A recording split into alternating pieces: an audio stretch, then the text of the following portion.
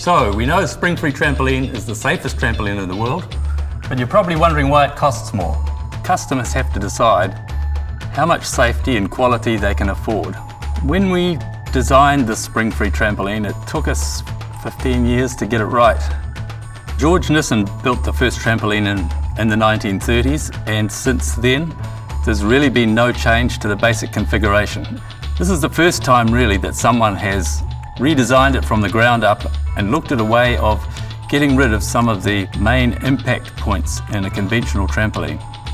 The design of the Springfree Trampoline is quite a lot more complicated than the design of a conventional trampoline.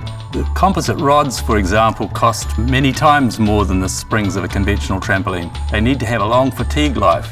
Now, normally this composite material doesn't have to be bent as frequently as it is in a trampoline, but in this case, we've had to have the special recipe developed so that they will last the distance.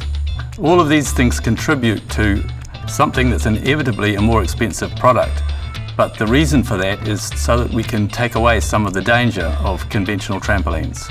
There's many reasons why a traditional trampoline could be cheaper, but in most cases it's because they've cut corners somewhere. Many of them fall apart relatively quickly. The ultraviolet inhibitor is often left out of the materials of conventional trampolines, and that means that they don't last very long. Some of the research that has been done on traditional trampolines shows that the padding material that they use to protect children from falling onto the frames or the springs deteriorates quite quickly. So traditional trampolines would have to have thicker padding on their steel poles to approach anything like the softness of the Springfree trampoline.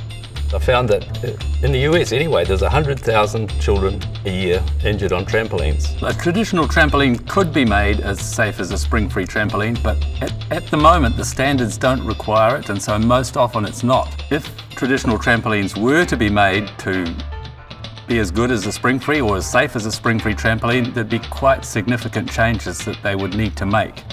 Let me give you some examples. Padding around the edge would probably need to be connected to the trampoline mat so your feet don't slide underneath and get tangled with the springs. The enclosure poles on conventional trampolines are made of steel, and often they have a very thin layer of padding on them, whereas the Springfree trampoline poles, they're well away from the actual net itself. On the top of the poles of traditional trampolines, you need something that ensures that you can't impale yourself. The Springfree trampoline pole, if you come down on it, it's flexible and it'll move away. Currently, the Springfree trampoline exceeds all standards by quite some margin. There are a lot of smarts that go into this trampoline. Not only did we redesign it from the ground up, but we had to have pretty good competent engineers to put the production facility together. With all those changes, it would inevitably cost quite a bit more. And yes, the Springfree trampoline might cost you more, but that's because it's far less likely to cost you a trip to the hospital, a broken bone,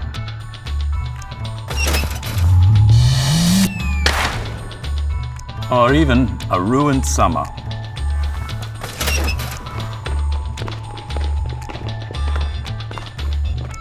So when you buy a Springfree trampoline, it's not just about what you're getting, but also about what you're avoiding.